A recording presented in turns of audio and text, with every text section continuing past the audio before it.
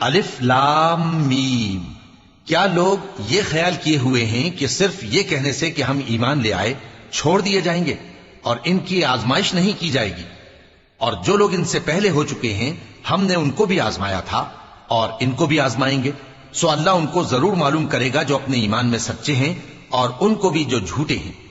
کیا وہ لوگ جو برے کام کرتے ہیں یہ سمجھے ہوئے ہیں کہ یہ ہمارے قابو سے نکل جائیں گے؟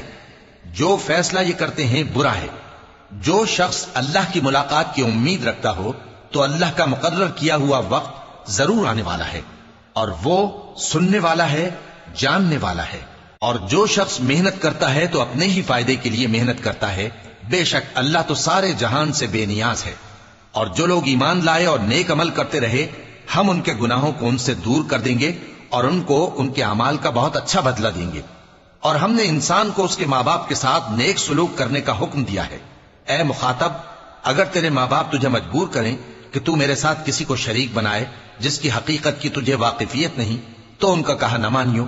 تم سب کو میری طرف لوٹ کر آنا ہے، پھر جو کچھ تم کرتے تھے میں تم کو جتا دوں گا۔